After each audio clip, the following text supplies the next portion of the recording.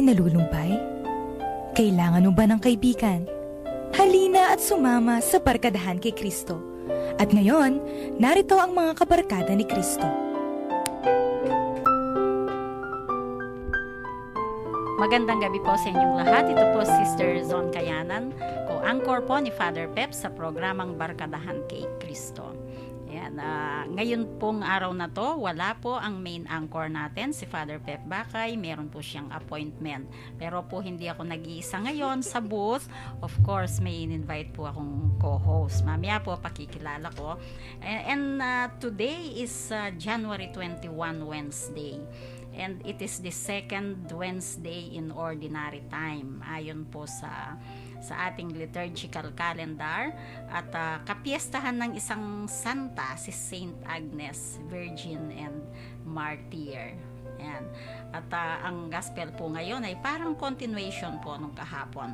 Okay, pakikilala ko po muna ang kasama ko sa booth ngayon. Datihan po siya dito, kilalang kilala nyo na, kayong mga nakasubaybay palagi, mga suki namin, ano po. Madalas po, Friday nyo siyang naririnig. Okay. Youth ba? Ayan na naman po tayo. Okay. From Santa Rita po. Madalas kasi ang mga kasama niya, mga youth, no? From Santa Rita. Okay, Sister Karen Shi. Magandang gabi po sa ating lahat, sa ating mga ginigiliw na tagapakinig. Ngayon po ay Miyerkules. Parang may Pope fever pa kasi ako, Sister Zon. Oo nga, tatanungin nga sana kita kasi ikaw nandun ka sa Luneta, no, sa Manila. Ako, lang, sa TV. Yan, nagbabad sa TV. Pero kahit sa TV lang, pareho tayo, may Pope fever pa rin. Fever pa rin. Parang actually, mahirap yata mawala. Oo, Sister Zon. buong Pilipinas, alam mo bang sa dyaryo ngayon, siya pa rin ang headline at siya pa rin ang laki-laki ng picture niya sa front page lahat ng mga dyaryo. Newspapers Yes. ngayon. Oo, no? Parang kaya mahirap talagang mawala. meron pa. Oo, ang dyaryo ko, Inquirer, ang laki ng photo Parang niya, front page, no? Kahit sa bahay, May Inquirer ano pa po. tayo, Pope Fever. Oo nga. Oo nga. Siguro, mamaya, i-connecta natin, magkwento-kwento ka rin ng konti. Opo, Yan. Sister Zon. O, si Among Pep, nagkwento na rin dahil siya din. Oo Talagang nagpunta sa Manila, no? Para siyang sa mga Facebook natin, yung nagbibigay siya ng communion, basang-basa ang buhok. Andun sa Facebook ko eh. Okay. O sige, umpisa na tayo. Hotline numbers po ng Bright FM, yung pong gustong tumawag. Ang SUN po, 0932-462-0898, 0932-462-0898. Globe naman po, 0905-302-5768, 0905-302-5768. Para naman po sa ating mga text line numbers, Smart 0918-351-8282, 0918-351-8282. For Globe, 0917-363-3738. That's 0917-363-3738. Okay, Connect ka Katekista po, isang SMS service ng mga katekista. Kung gusto po ninyong sumali, i-text po ninyo yung REG capitalized, then space yung pangalan nyo, then slash yung school nyo or parish or address. Dito po ninyo i-send sa Globe 0927-891-0966, 0927-891-0966. Pag sumali po kayo, makakatanggap po kayo ng mga religious messages everyday. At pwede din po kayong mag-text sa number na yan na mag-request ng mga prayers. At si Father Pep po, ang main anchor, isasama po niya kayo sa mga prayers niya, sa misa niya, sa chancery. Yan. Yun naman pong counseling line natin, 0922-831-5967. 0922-831-5967. Okay, meron po tayong live streaming kung gusto niyo po manood sa internet, lalo na po yung mga nasa ibang bansa, nakakapanood po sila. www.ustream.tv And then, isearch po ninyo yung Bright FM 91.9. May mga permanent suki na po tayo sa Dubai, sa Australia, sa Vienna. At ngayon, nanonood si Sir Karen ng sister-in-law ko. Ayan, first time niyang manood. Hello, Saan po siya? Emma, sa Bahrain. Ay, hello Ayan. po. Okay, naku. First time niyang manood kanina na Ayan, ano Sister siya. Son. Dapat spotlight ka. Maganda po kayo dapat yan. Sasabihin niya, naku, Ate Son, no? Namuti ang buhok. Hindi na kasi ako nagkukulay ng Di ba, buhok. beauty pa rin. Okay, hello Emma. Ingat ka lang palagi. Yan. Okay. Sa Facebook naman po, kung gusto nyong marinig yung mga nakaraang episodes namin, nandoon po sa Barkadahan kay Cristo, Pampanga.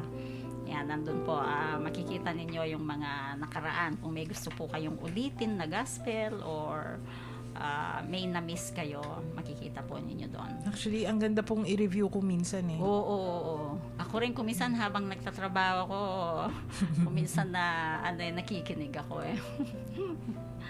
Yan. O, sige. Okay, si Sister Karen po ang magbabasa ngayon ng gospel natin. A proclamation of the gospel according to Mark. Jesus entered the synagogue. There was a man there who had a withered hand. They watched him closely to see if he would cure him on the Sabbath, so that they might accuse him. He said to the man with a withered hand, "Come up here before us." Then he said to the Pharisees, "Is it lawful to do good on the Sabbath rather than to do evil, to save life rather than to destroy it?" But they remained silent. Looking around at them with anger and grieved at their hardness of heart, he said to the man, "Stretch out your hand." He stretched it out, and his hand was restored. The Pharisees went out and immediately took counsel with the Herodians against him to put him to death. The Gospel of the Lord. Praise to you, Lord Jesus Christ. Okay, parang continuation ng gospel kahapon kasi, no? Opo, may mga tema, no, Sister Son? Oo, yung Sabbath, no, na explain po namin kahapon ni Among Pep, na there will be times na hindi naman sabi nga niya Among Pep, kung minsan yung mga iba sasabihin law breaker pala si Jesus. Hindi naman po, no, there will be times na hindi nating kailangang sundin yon, kasi kung kinakailangan na gamitin mo yung puso mo. Nagbigay pa nga kami ng mga examples kahapon, no? Naikwento ni Among Pep kahapon nung nagbigay siya ng communion, nung nandun si Pope sa Luneta, nagmimisa, no? Ay kasi grabe, 6 million people na magko-communion. So pinagpasapasahan yung mga hostya na usually sa batas natin hindi dapat. Hindi pwede yun dapat. Parang kalapastanganan. So lumabas nga yung issue, may mga nag-react. Bakit nilapastangan daw yung katawan ni Kristo? Pero hindi, kailangan gustong mag-communion ng mga tao, gustong tanggapin ang Panginoon.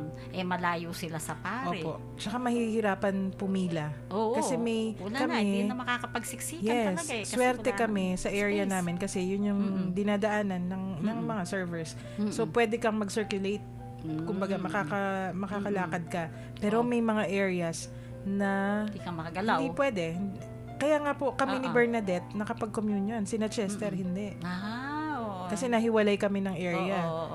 So, talagang may mga taong hindi makakapag-communion dahil hindi talaga makakagalaw. So, yung naisip nila na yon, in a way, good. So, isang napakagandang example yon sa gospel natin na so, that's breaking the law, but yun yung but Sister Son.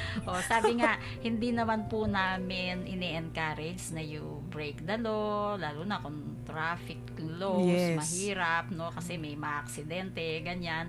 Pero kung ganyang mga klaseng laws, yun nga, batas na sa simbahan yun, di ba? na Batas hindi, ng Santa Misa yon. hindi pwedeng pasapasahan ng kamay Hindi talaga sa dapat. mga iba't ibang kamay ang hostya na consecrated body of Christ. Pero nangyari nga sa Luneta. Actually, hindi mo nga maiisip yun kasi kunyari kami, pumunta po kami ng Luneta, yung 12 midnight, umalis na kami ng Santa Rita. Isang group kami. 12 midnight, oo. Pagpunta mo doon, iisipin mo yung immediate concerns. Pero, kasi inisip mo, sisimba ka, hindi mo maiisip kagad, oo nga pala kasi uulan. So, at that time, nung magko-communion na ako, tiningnan ko yung mga kamay ko, ay, basang-basa. Oo. So, hindi po ako nag-communion by the hand. Nag-communion ako with the tongue. Pero, yun nga, maswerte ako kasi nakalapit ako sa minister. Oo.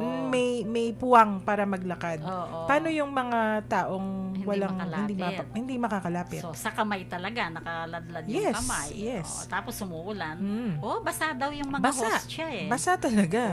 Kung tutusin, hindi dapat tanggapin yun. Yes. Basa. Yes, pero hindi naman pinagbawal. Alam naman yun ng mga nandun si Monsignor Marini, yung liturgist or yung MC ni Santo Papa, 'di ba?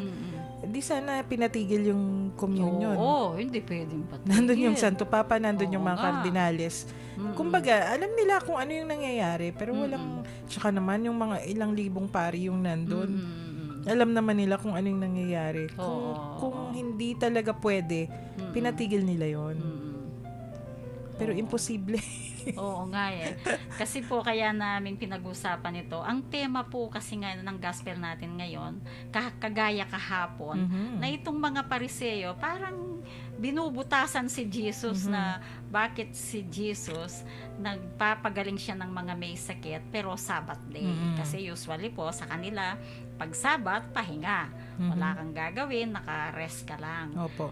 Kasi, Nasa diba, synagogue, ayan. Oo, pag naghihil kasi ang isang tao, trabaho yun eh, no? Kasi, yan bawa, kahit naman sa doktor, maghahanda ka, ihanda mo kung ano yung, kasi it's a sort of work. Healing normally involve some sort of work, no? Mag-prepare ka, ganyan. Opo. So, para sa mga Pariseo, talagang nagtrabaho si Jesus kahit Sabat. Ayun yung naisip ko kanina, Sister Son. Iba yung pinanggagalingan nila eh. Kasi 'di ba yung mga yung Jewish officials ng synagogue yan eh. Para sa kanila yung ginagawa nila trabaho. So yung pagsisilbi sa Panginoon ay trabaho. Kaya ganun yung naisip nila. Pero para sa ating Jesus, sa ating mahal na Jesucristo, ito trabaho para sa Kanya. Love It's and love. compassion. Yes. Ang nasa isip ng Panginoon. Kaya hindi nga naman pero yun nga, para sa kanila siguro, sa mga Pariseo, di ba yung hinil niya withered hand? Yes, parang opo. ang sakit niya yung, siguro ang braso niya, ang kamay niya. Parang partly paralyzed po siguro. Oo, siguro, iniisip nila, pwede naman bukas yan eh. Bukas hindi na Sabat. Opo. No, pero Yung tanong ko, naisip ko rin, kasi they gather in the synagogue. Nagtitipon-tipon sila sa templo pag Sabbath. Kinabukasan, makikita pa ba niya yung taong yun? Oo, yun na nga, no? Kasi ba't mo gagawin bukas kung ngayon yun, namamatay na yung tao. Tapos sasabihin mo, bumalik ka in 2 days, ganon. Hindi. Gagamutin mo right then and there. Kasi nung panahong yun, hindi ko po alam. Yun lang naisip ko kasi nagtitipon-tipon sila eh. Tapos Sama-sama after that, uuwi na yung mga yan. Pupunta sa fields, magtatrabaho. So, kung hindi niya ginamot at that time, kailan pa niya makikita ulit? Oo, yun na nga eh. Pero makikita natin sa Gospel, Sister Karen, no? Ang Panginoong Jesus, siya ang nag-take ng initiative. Yes. No, wala pa Opo. man sinabi yung may sakit na gamutin po ninyo ako. Opo.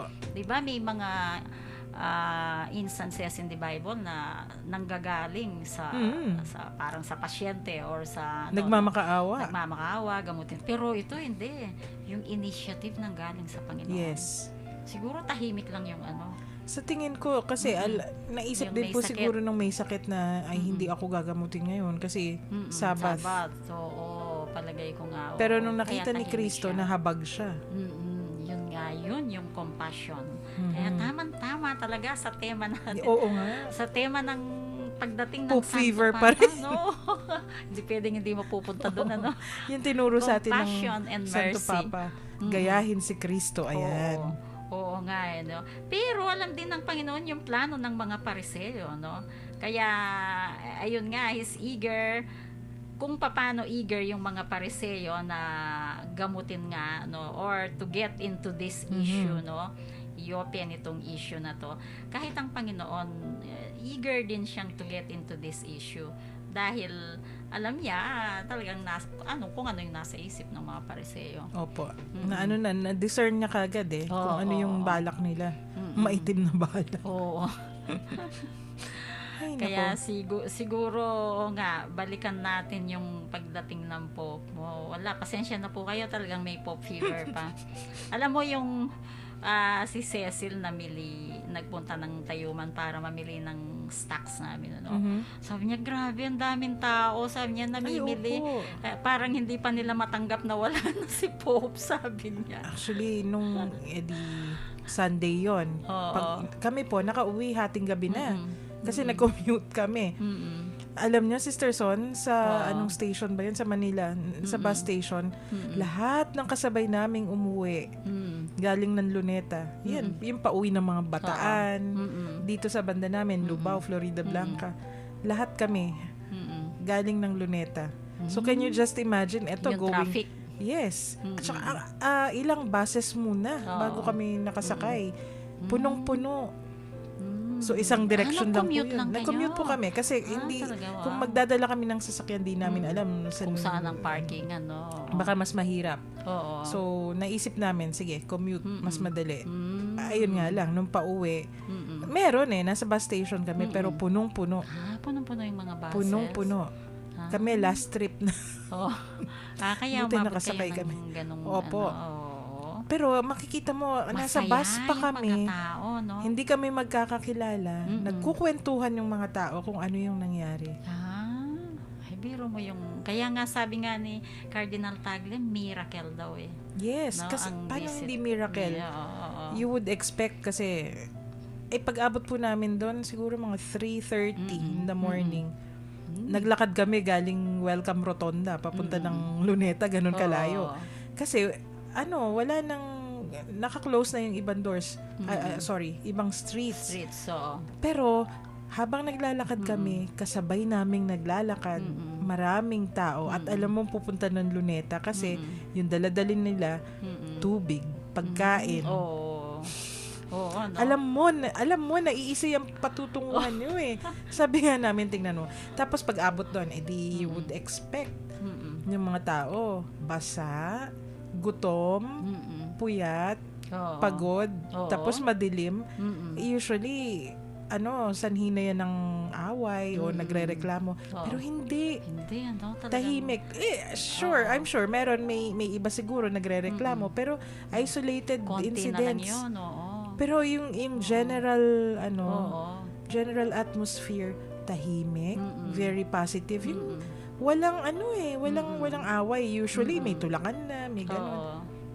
I'm sure yung mga nagpunta doon madaming mga kwento na Ay, up opo. to now, hindi sila nagsasawang magkwento. Yes. Kasi makikita mo pa rin sa mukha nila Opo. yung no? Pero you would expect yung gano'n, yung kwentuhan, yung parang naging picnic, hindi. Alam po ninyo kung kahit yung mga kasama ko, mga bata, no?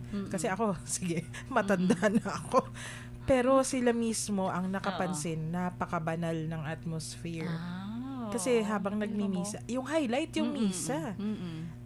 Habang nagmimisa po kasi yun yung umuulan, yung kinukwento ni Father Pep kahapon. Sila yung nasa baba ng grandstand, basang-basa. Mas lalo kaming basa kasi nandun kami Tapos sa... hindi na alintana, no? Pero ang ulan. wala eh. Parang nagkukwentuhan yung mga hindi magkakakilala na magkakatabi. Tapos nung nagsimula ang misa, tahimik na lahat. At nagdadasal, sumasagot, kumakanta. Yung area po namin, pag-abot ng homily, naku, yun yung bumuhos ng, medyo lumakas yung buhos ng ulan. So, yung sound system, medyo humina na. Yung maririnig mo si Pope, nagsasalita, pero hindi mo na maintindihan. Usually, di ba sa mga parokya po natin, Mm-mm. pag hindi na naiintindihan yung homily ng pari, Mm-mm. nagdadaldalan na yung mga Oo, tao. oo. So, yung inaasahan mo, magdadaldalan yung mga tao. Oo. Hindi. Ah, Tumahimik at Tumahimik nakikinig. pa Sabi rin. ko nga kay Bernadette, tingnan mo, wala nang maintindihan, pero tahimik Oo pa nga, rin. no? Parang pare-pareho yung iniisip yata namin Mm-mm. Tatahimik ka, tapos Mm-mm. kinagabihan, i-check mo lang sa internet kung ano Oo, yung kung homily. anong ibig O, sabihin o nun. panonoorin mo na lang. Kasi Oo. may tawag para Mm-mm. tumahimik. Oo. At di ba si Santo Papa na rin po ang Mm-mm. nagsabi, kailangan may panahon tayo para sa katahimikan. Oo, yun nga, no. Alam mo, isa pa yun sa mga napulot ko din no, yung, although biro nung sinabi niya yun pray for me. Sabi niya, yung una, dalawang bagay pray for me, sabi niya. And then yung pangalawa, be silent. Sabi niya. Opo. Natawa ako nung sinabi niya yun Sabi ko, ako, kung minsan madaldal din ako Pag nasa radyo ka kasi hindi pwede, hindi ka madaldal. Sabi ko, there should be times na talagang dapat be Opo. quiet at magnilay, no, mag-reflect. Opo. Iyan mo lang, kahit maingay ang kapaligiran mo, just be Tama. quiet and feel the presence Very po of kasi, God in tama, your tama. heart, no?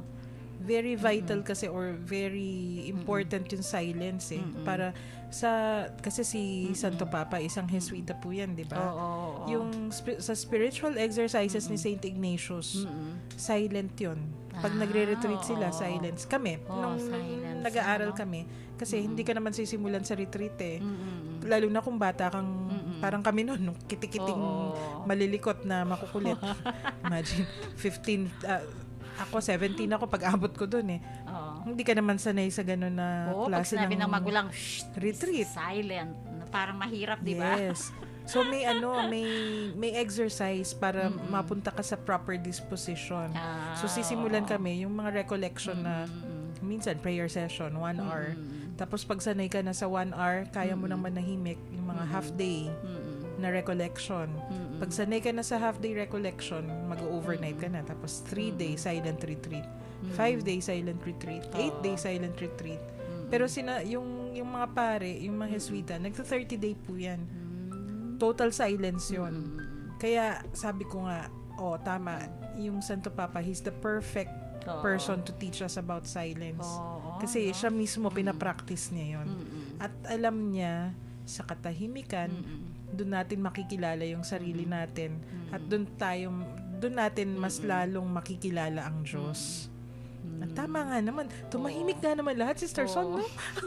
Ang sarap yung experience nyo, no? Tapos ako naman, ang experience ko yung sa bahay lang, Opo. nanonood ng TV. Parang nagre-retreat ka rin, Oo, Sister nung Son. una, akala ko, para ka lang nanonood ng telenovela, yung dating pag nanonood tayo ng TV. Pero hindi pala. Mararamdaman mo rin. Yung pagdating ni Pope, yung Thursday night, no?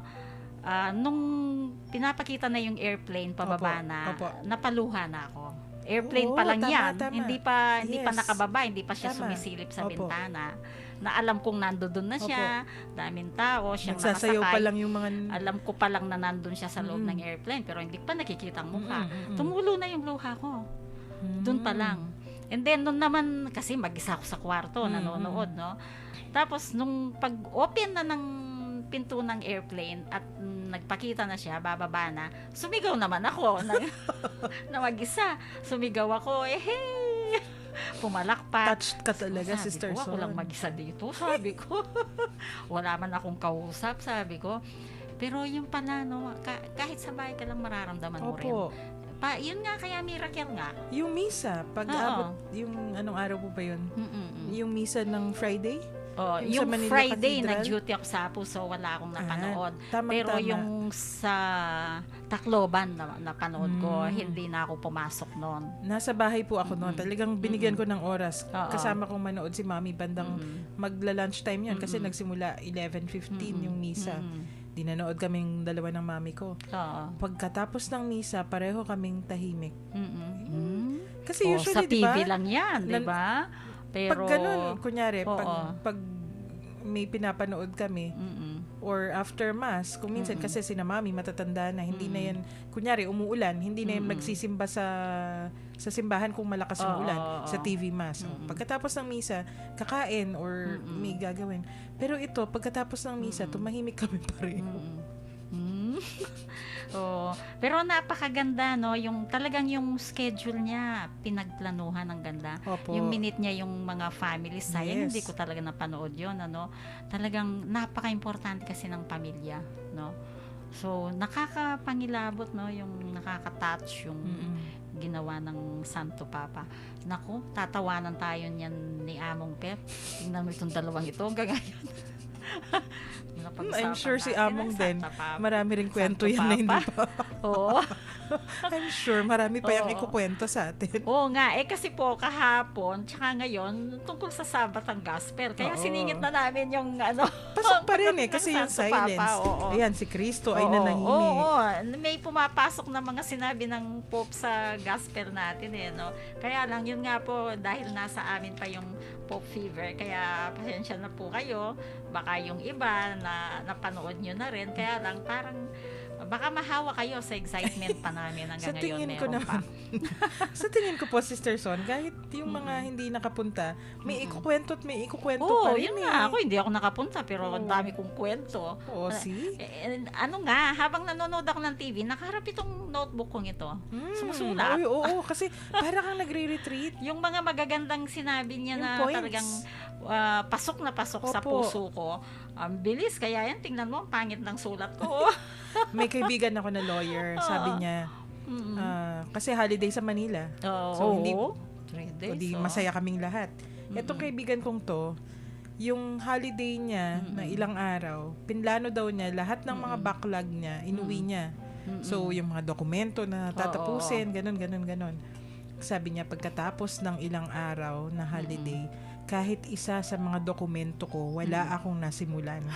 Kasi, nanonood ako ng TV, nagche-check ako sa internet, yung Oo. talagang, tapos Oo. napapadasal daw siya. Oo. So, wala talaga siyang nasimulan, siyang pero nagawa. wala siyang pagsisisi. Oo. Oo, tama-tama, no? Siguro mamaya, pag-usapan din natin, ililink natin sa gospel natin yung mga ibang sinabi niyang magaganda na Opo. pwedeng ilink sa gospel, no? Tingnan mo, ang bilis ng oras. Overtime na tayo ng 2 minutes, no? Ay, nako. O, Sige. sige. Sige po, magbe-break po muna tayo, pero kung gusto nyo na pong mag-text, pwede po. Ito nga po, yung pwede kayong mag-text tungkol sa gospel natin ngayon na kinakailangan din ng compassion, ng paggamit ng puso, kung kinakailangan, bago sundin yung batas, kung kinakailangan naman, kagaya po ng mga examples na binigay namin, why not, no po? Basta pinractice ninyo yung compassion, yung mercy, okay lang po. Ayan. O, sige po, in the meantime, isang religious music po muna.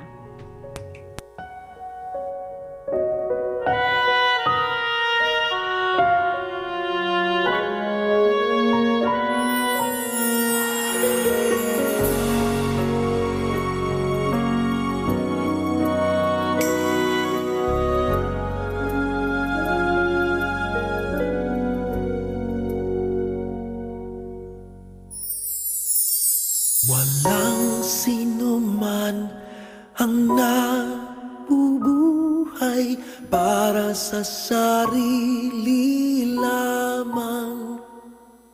Walang sino man ang namamatay para sa sarili lamang. Tayong lahat ay may pananagutan sa isa't isa. Tayong lahat ay tinipon ng Diyos na kapiling niya.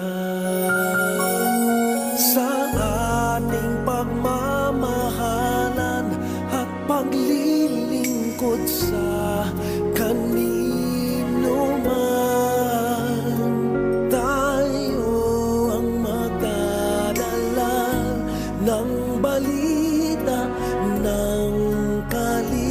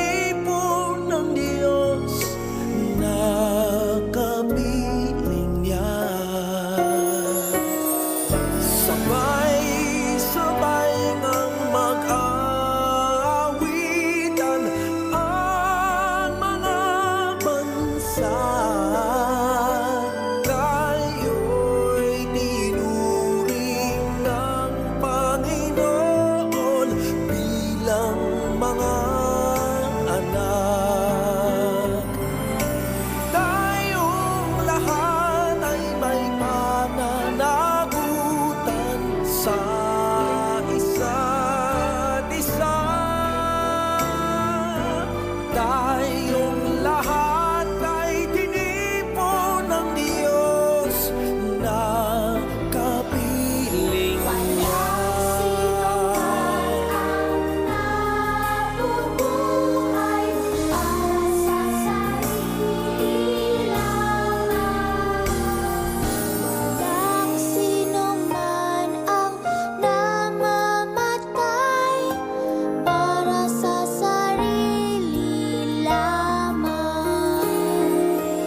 Tayong lahat ay may pananagutan sa isa't isa.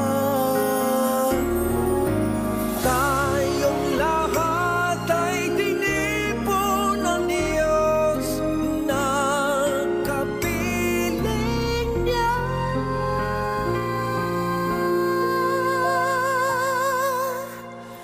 Tayong lahat ay tinipon ng Diyos na kapiling niya. Tayong lahat ay may pananagutan.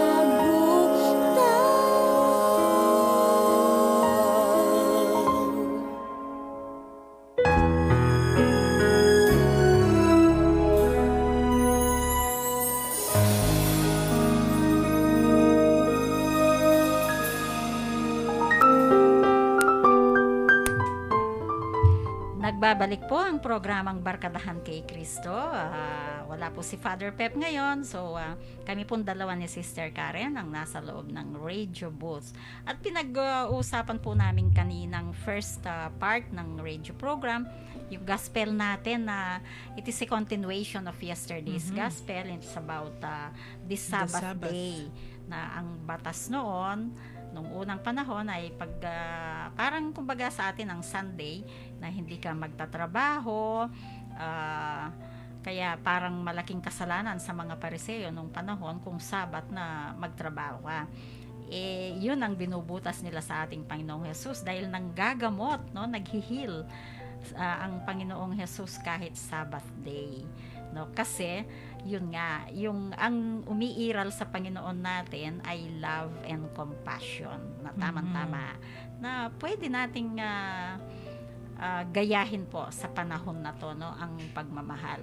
At napag-usapan po namin dahil meron pa tayong Pope fever hanggang ngayon, kahit 2 days na ba siyang wala, 2 days na siyang wala, may Pope fever pa ang Pilipino, no, ang Pilipinas. Kaya yung mga experiences namin, yung 4 days na yon na pagstay ng Santo Papa, nagsisharing kami ni Sister Karen. At siguro po pag-uusapan namin na pwedeng i-link natin sa gospel ngayon yung ibang magagandang messages na binigay sa atin ni Pope Francis. Siguro po pwedeng, kung magte-text po kayo, pwede din po Opo. kayong mag-sharing, no? Sige nga, ano Kahit yung wala po silang, Oo. I mean, kung anong experience nila, Oo. kahit nanonood lang sa bahay. Oo, pwedeng kung nandun kayo, okay. Kung nanonood lang kayo sa bahay, pwede din, no? Hindi pwedeng wala kang may share. Sige nga, Sister Karen, ano ang magbigay ka ng example ng napakagandang message para sa atin. Actually, pinag-uusapan po namin yung 4 na araw ni Pope Francis. Baka mamaya kailangan natin ng 4 na buwan para i-digest yung, Oo nga yung grabe Oo, yung oo. kung yung sa Tagalog tigib sa biyaya. Yung pagsasalita pa lang niya, yung cry, sabi niya, you cry, you have the courage to cry. Ayun nga, ako Sus, yan, Maria nagustuhan ko rin yun. Kasi ako kung minsan niyakin ako eh. Tsaka sabi niya, di ba, tears Oo. cleanse the Oo. heart, or Oo, they're oo. cleansing, and then Oo. they let you see something that you Oo haven't nga, seen. eh. Hindi ko na maalala yung exact words niya, Oo, pero parang oo. ganon. Mm-mm. Tama nga naman. Kasi Oo. pag umiyak ka, ibig sabihin, may compassion ka. Oo, sabi niya, if you don't learn how to cry, Yan. you cannot be a good Christian. Yan. Ayan, no? Kasi, yun nga, yung sinabi po ni Sister Karen, kung minsan, kaya ka umiyak dahil may compassion ka sa isang tao. Iniyakan mo ang isang tao kasi nga, may nararamdaman kang compassion, and kapag may compassion ka, it will lead to love. Mahalin Yes. mo ang taong ito, no, naawa ka sa kanya. Kaya madali ng Opo. mahalin, ano. More than awa po siguro, no, Sister Son? Kasi Oo. doon nagsisimula, pero lalalim sa Oo. pagmamahal. Oo. Yun ang gusto ni... Kaya ka umiyak, kaya ka napaiyak, no? Totoo 'yun. Nangyayari 'yun sa atin, ano? Na wow, sabi nga be courageous, do not be frightened by crying, no? Kasi kung minsan daw merong mga certain realities sa buhay natin that we only see through eyes that are cleansed through tears. Tama. Nakikita lang natin sa mata, yung physical na anyo. Opo. Pero nakikleanse yun kapag tumulo na yung luha mo. Yung ibig niyan sabihin, hindi lang physical na cleansing. Eh. Mm-mm. Kasi pag tumulo yung luha mo, pati yung puso mo lumilinis. Oo. No? Ang lalim, no? Yes. Ang lalim ng mga sinasabi niya, no? Okay. So, ako may isa ako, no? Sige, tulungan mo akong Sige, mag-explain Sister nito. Baka may sharing ka. Sabi ni Pope Subukan natin. Francis, allow yourselves to be surprised by God. Oh, ganda. Tama. Ano yan eh, parang karugtong ng isang homily niya nung nasa Roma pa siya. Do not cage the Holy Spirit, sabi niya. Ibig sabihin, kasi kung minsan masyado nating kinokontrol yung situation, pinipilit natin yung gusto natin. We do not let God do, of course, God will do whatever He wants to do. Pero tayo yung imbis na papasukin natin yung ating, yung biyaya, yung grasya, o yung blessings. Pinipilit natin kung ano yung gusto natin eh. Oo. Kasi kung minsan napakasarap din kasi ng sorpresa Yes. no? Hindi, lalo na kung bored ka na, tapos may surprise na dumating. Naalala ko yung alaga ko yung pamangkin ko. Kapag Pasko na, iti-text niya ako, binibiro-biro niya ako, tita, anong regalo mo sa akin sa Pasko? Cute Nung naman. last Christmas, tinext niya ako Sabi ko, surprise. So, di ba? Tapos, pagkaganyan kasi, titigil ka na kasi matutuwa. Surprise daw. Pero this time, yung sinabi ni Pope Francis, allow yourselves to be surprised by God. Wow, ang Panginoon ang magsosorpresa sa atin na yung hindi natin inaasahan. Ibig sabihin, do what you have to do, pero surrender. Oo. And then let God do the rest. So, wag mo pagpipilitan yung gusto mo. Kasi kung minsan, God has better things for you. Wag kang mafi-fixate. Oo. Ikaw ba, may na-experience ka ng parang sinorpresa ka ng Panginoon? Ay, maraming beses po. Sige. Magbigay ka nga ng isa. Di ba, Sister Son, lagi kong kinukwento yung kasi kakilala ng mga listeners natin, yung mga alaga ko, no? Quote-unquote alaga, yung mga Friday co-hosts natin. Nung pasimula pa lang kami sa Santa Rita, kasi inassign sa amin ng parish priest namin at that time, si Monsignor Jean. Sinabihan ako, sige, ikaw, i-take charge mo yung website. Diyos ko, sabi ko, trabahong malaki kaya yan. Hindi, kailangan may writer ka, kailangan, hindi kaya ng iisang tao. Hindi nagdasal ako. Nung nagdasal ako, sabi ko kay Santa Rita, padalan naman po ninyo ako ng kasama. Kasi yung malapit, may mga deadline kami, dapat by fiesta time. Summer, Feb or March na yata yun, wala pa, 0. Dapat at that time, nagsusulat na kayo, binibuild nyo na Kasi fiesta po namin, Mayo. Ayan, sino yung mga pinadala sa akin? Si Karen na 14 years old at that time, di ba? Mga teenagers lang. Ngayot na kasama mo. Di sabi ko, Diyos ko, ano pa naman po? Oo, diba? Medyo surprised ako, pero ano ba naman yan? Trabaho nga, aanuhin mo pa yan, kumbaga, ititrain mo pa, mahabang trabaho pa yung kailangan. Pero, lo and behold, surprise, tingnan mo sila ngayon. Oo, no? Actually, noon pa lang po noon pa lang. Surprise. Noon pa lang. Yung, syempre, bata Kailangan mong tuturuan, kailangan mong tututukan. Pero makikita mo, Oo. surprisingly, Oo. yung lahat ng trabahong inatas sa amin, kahit papaano. Syempre, may konting palpak din naman kami. Oo. Pero, at nasa-sermonan pa rin kami, syempre. Pero, Oo. maayos. Kasi, I think that's the gift of the Spirit. Pag pumasok ka sa trabaho sa simbahan, kailangan, alam mo, walang kapalit yon. Yung kapalit lang nun, yun na mismo.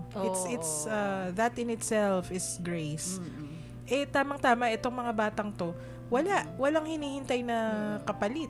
Tapos, yung willingness to learn nila, napakataas. So, tingnan mo sila ngayon kung saan-saan na po kami umabot.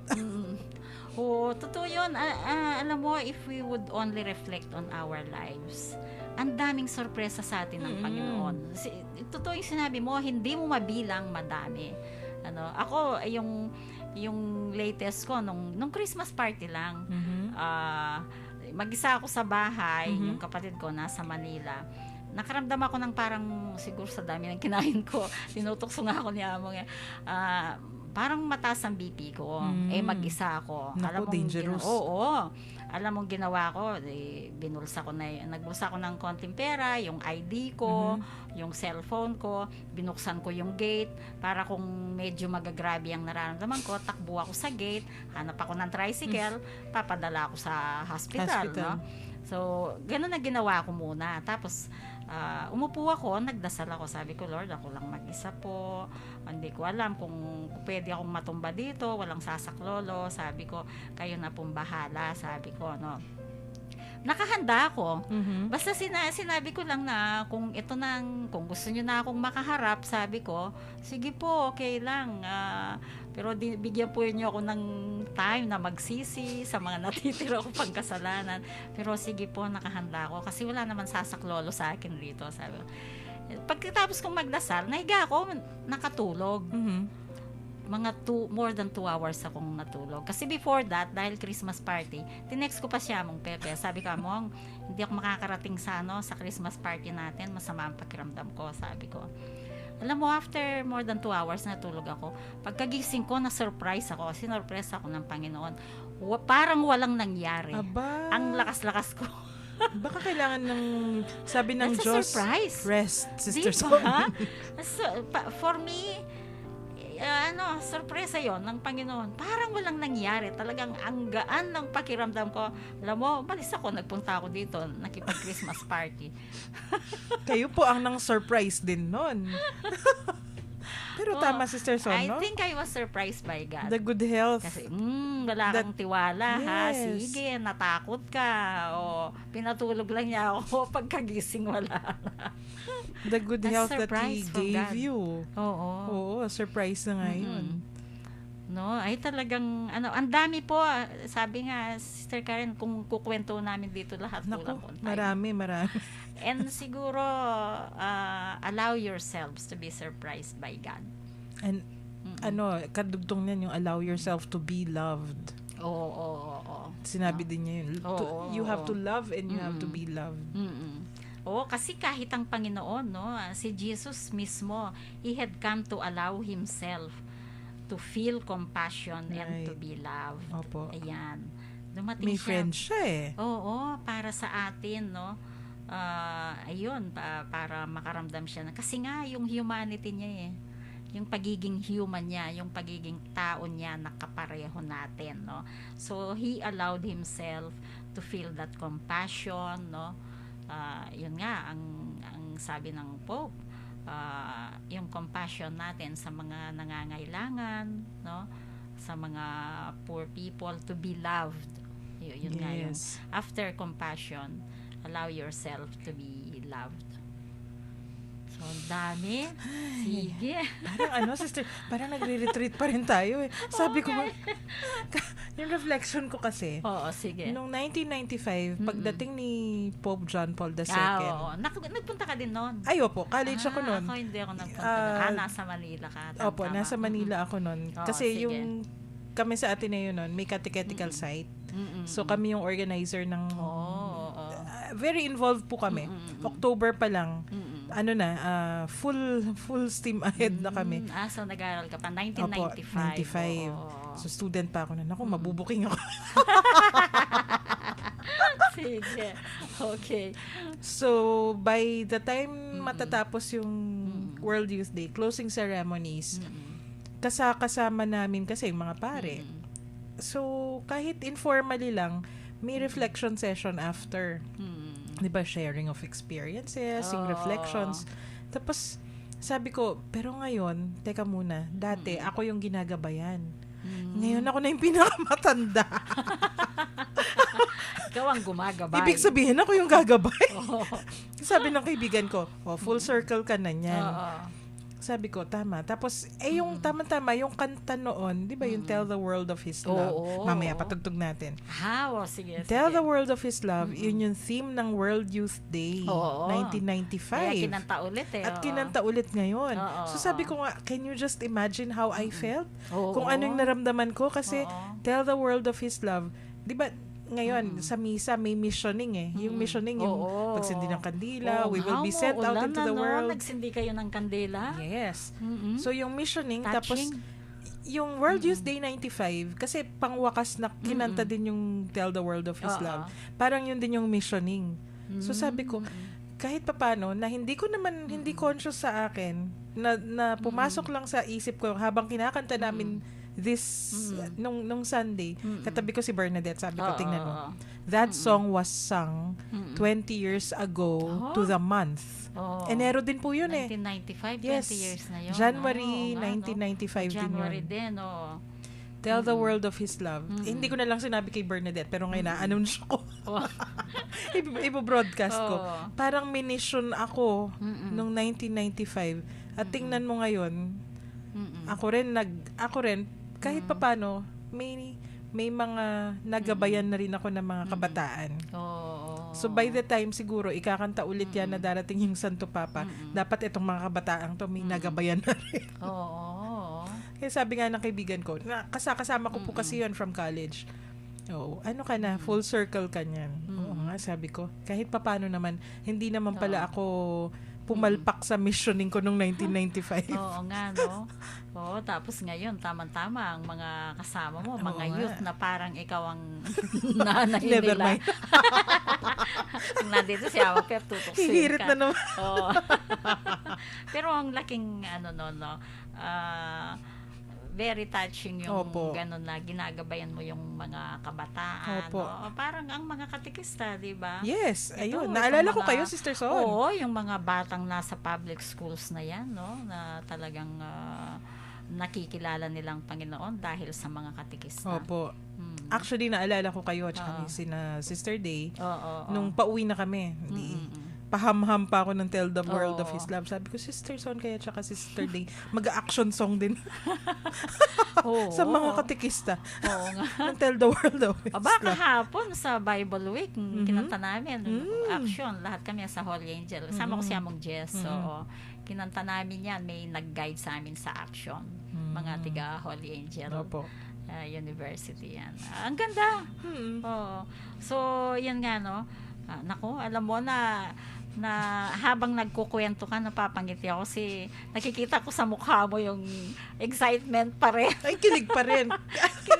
kilig pa rin. Sa experiences na yon. Yes. Alam mo yung isa pang iniluha ko nung habang nanonood ng TV. Nung bang tayong mga Pilipino, sinabi na we were called as outstanding missionaries in Asia.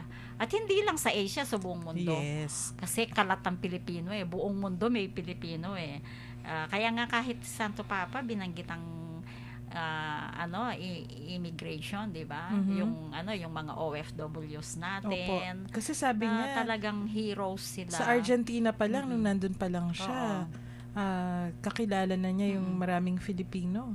Totoo naman. Kasi actually sa Argentina, may auntie po ako doon talaga. Pero yung auntie ko, hindi OFW. Pink sister. Pero, yun nga, nung binisita siya ni na mami, 1980s may mga Filipino nga na nandun. So, most probably, yung mga nakilala ni Santo Papa doon. Kasi siya yung nagkukwento, di ba? Wait. And, Kahit sa sa Vatican, daming yes, sa mga Roma, Pilipinong nagtatrabaho. Oo. Ang dami nga daw doon mga caregivers, sabi Yes. nga mong Pep nung Totoo, nagpunta sila opo. sa Rome. Halos daw Yes. caregivers At yung mga saka, Pilipino doon. yung mga madre Oo. na, yung, anong tawag dito? Yung mga madre na sugod ng sugod. Oo. Na pansugod nila doon, Mm-mm. mga Pilipino. Kaya talagang totoo yung sinabi nila. Kahit nung nagsalita ng word of gratitude si Cardinal Tagle, no? Talagang tayo ang Pilipino, buong mundo talaga. Kasi kung isa kang OFW at mabuti kang magtrabaho, kahit hindi ka pa nagsasalita para ka na rin nag-evangelize sa mga Tama. kasama mo sa trabaho. Opo. No? Ayan Ay, po. No? May kwento ako dyan. Oh, Kahit sige, oras sige. na. Oo nga, sige 4 minutes. Sige. Yung, di ba, nakwento ko po dati, umabot ako ng Israel. Pero hindi ako nag-pilgrimage doon Trabaho, tsaka nag-aral. So, nandun ako sa pinaka-south, sa kibbutz, nasa desyerto. Di akala ko kasi hiwalay na yun sa kabihasnan. Oo. Akala ko walang Pinoy. May Pinay, Sister Son, caregiver nga. Oo. Tapos gustong-gusto siya ng mga Hudyo, ng mga Israeli, mga Israeli. kasi maayos siyang magtrabaho. Oo. Mahal na mahal siya ng kanyang amo. Sabi ko, tingnan mo, puro Hudyo yung kasama nito. Pero namumutawi yung kanyang yung ugali. Oo. No? So sabi ko, good example. Ano to 2002. Hindi pa ganun ka, wala pang internet. Yung mga hindi pa natin alam yung mga kwento ng maraming OFW, ng mga ganun. Pero sabi ko, grabe kung ganito, di ba? Tapos pala, yung mga Filipino sa Israel, love na love nila kasi kasi sa ibang bansa, di ba, pag caregiver, parang alipin, parang in Kapampangan, ipos. Nila. Oo. Sa Israel, hindi. Talaga. Ang taas. Bakit? Kasi pala, yung hindi nila magawa, di ba yung honor thy father and thy mother? Honor thy parents. Oo. Na hindi nila magawa kasi nagtatrabaho, yung gumagawa, yung mga caregiver na to. So in a way, yung tingin nila sa mga caregivers na to, kapatid o kaanak. Oo, kasi sa buong mundo talagang gusto nilang magtrabaho ang so, Pilipino. with that presence, yung evangelizing already spirit yun. na Oo. tapos makikita nila, Katoliko sila, yung mga ugali. O kung gusto nila, o di magre-reflect din yun. Yun. Ay. Wow, ang bilis ng Wapin. oras. Alam mo, walang To be nag-text continued. siguro na sa pakikinig. O kaya kahit sila, Sister Son, sa tingin ko ninanamnam pa rin. Nire-recall pa nila yung Yes. na-experience Yung karanasan nila the last few nahawa days. sa atin. Kaya okay, Hanggang bilis. Friday pa yan. Oo. Hindi, tsaka alam mo, sa mga darating pang mga months, hindi pwedeng hindi mabubuksan si Pope Francis. Kasi yung Opo. mga binitiwan niyang mga messages, kung minsan, maglilink sa gospel. Yes. Kaya maalala pa rin natin. No? At saka, Pag ang nag-link sa dali-dali gospel ngayon. na binasa natin. Opo. Mm-mm. Lalo na siya, may di ba yung homilies niya every Oo, morning? oo. Pinapost. Although sa atin, gabi na kasi umaabot yung homily niya. Yung ibang kakilala ko talagang binabasa yun. Oo. Mga hindi naman dating nagbabasa ng ganyan Yun nga So, yan po, no? Once in a while, nababanggit pa rin po siya dahil sa mga messages Opo. niya. Sige po, closing prayer, short closing prayer. Help us, Lord Jesus, to see things in your perspective, to put the positive doing of God's will above the mere avoidance of breaking the rules, and so to seek always to do good rather than to keep out of trouble. Amen. Amen. Yan. Sige, may babatiin ka? May announcement ka? Wala naman po. Wala pa for now. Okay. Salamat po sa pakikinig, pakikiisa sa atin ngayong gabi, sa tagapakinig ng Barkadahan kay Kristo. Okay, maraming salamat po. Sana po natuto kayo sa gospel natin ngayon, and at the same time, yung pong mga messages sa atin ni Pope Francis na ibahagi namin sa inyo, to recall, no, to reflect mag-reflect sa buhay natin. Maraming salamat po sa mga sugi namin nakikinig, nanonood sa internet. Thank you very much. We'll be praying for you. Bukas po, babalik na si Father Peps. Good night po, goodbye, and bye-bye po. Lagi po kayong mag-ingat. Bye-bye.